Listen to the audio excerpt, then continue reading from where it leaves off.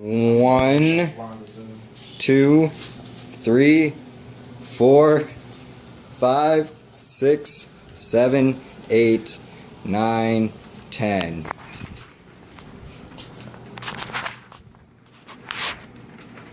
So when I graduated high school, I was faced with a dilemma. What phone do I buy? Do I buy Android or do I buy Apple? And after doing some research back then, I figured Android was the best for me. And so this year, Android has released two new phones, the LG G6 and the Samsung Galaxy S8. Apple will be releasing the iPhone 8 later this year, specifically probably around fall time. And so many new people who are coming into the market are going to be faced with another dilemma. Are they going to buy Android or Apple? Or if you just want to upgrade, do you want to go Android or Apple? And so overall, both manufacturers produce very high quality phones, and they both have many features that most people would want in a phone. And so, but after my research, I found that Android is the better of the two companies. Android just does so much more. And so, with my research, I have found that, please keep an open mind, that Android is better through its wide variety of phones, through its enhanced customization features, and through its seamless integration with Google. So, first off, Android software is everywhere. Android has so many different types of phones because they sell to many different manufacturers. There's Motorola, there's LG, there's Samsung, there is Huawei and OnePlus, and probably many others that I don't know about. But because they have so many different companies working for them and producing different phones, they have many different phones in varying quality and varying cost. So, like at the low end, the cost of an Android smartphone would be about $50, and on the high end, they can be upwards of $800. And I don't plan on spending that kind of money, but if you have it and you want it, it's out there. And in fact, Android Authority notes market share reports in the third quarter of 2015 showed that Android has an 84.7% market share.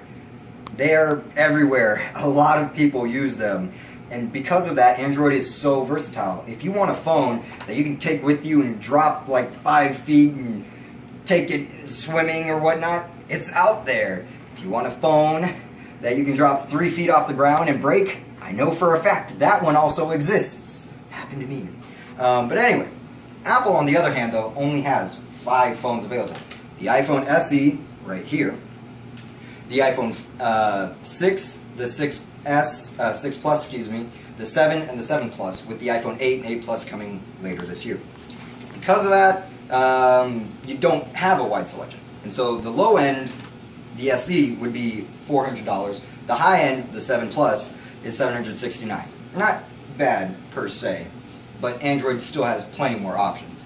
But then with Apple's choices, you're limited in when you buy it, and then you're also limited when you actually have the phone. Android phones are very easily customized. In fact, you can expand the storage if you wanted to. And so, according to Business Insider, when you buy an iPhone, you're stuck with as much storage as you decided to buy at the get-go. Most Android phones, however, have a micro SD card slot, so you can easily and cheaply buy more storage space. This usually tops out at about 256 gigabytes, which is more than enough for your average person. Also, the Android UI, user interface, is very easily customized. So each company that has Android software can put their own skin on top of it. So the Samsung phone is just slightly different in terms of operation from the LG phone.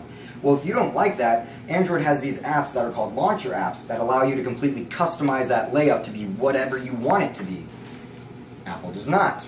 Then also, you can add widgets to your home screen. And so what widgets are, is they're part of an app.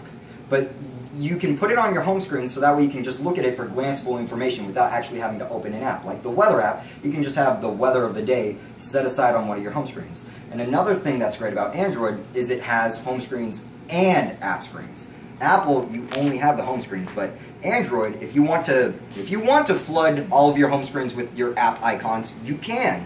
You don't have to though, because they have dedicated app drawers where you can put all of your apps set aside. So that way you can see if you have a nice background or you want to look at it, or just keep things nice, simple, clean, straight to the point, and have folders.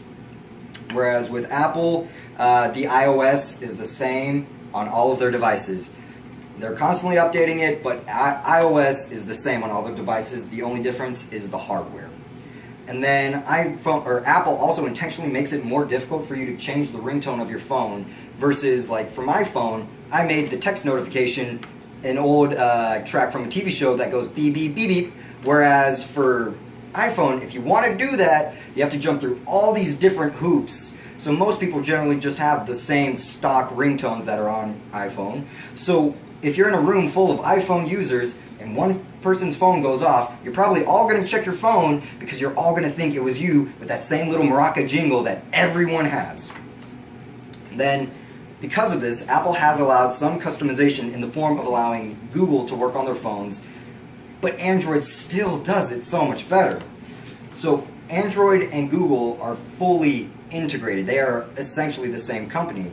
And in fact, in an article by Dan Graziano for CNET, he talks about how he gave up his Android phone for 2 months and used an Apple's iPhone. And what he found was, after the experiment, that each had its pros and cons, as with everything. But one of the main selling points for him that Android was still the better option was the fact that it had a seamless integration with Google. And so what he saw was, like, Google Now, it's an app that Google has, Google Now. And on Google Now there is the Google Assistant, which you can talk to or do whatever you want, search for anything, and it will give you an answer right then and there. It will help you set up whatever you need to set up. And so in the end, he found that the iPhone is a good phone. It is a good phone, it's high quality, it's made well. But in general, the Android smartphones will be much better for everyone overall. So, in conclusion, this year 2 flagship phones have already come out, the LG G6 and the Samsung Galaxy S8, with the iPhone 8 set to release later this fall. And Android is the better option through its wide selection of phones, its easily enhanced customizability, and the seamless interaction with Google. So now that you know the difference between these 2 types of phones, go out and buy yourself an Android smartphone. It is so much better.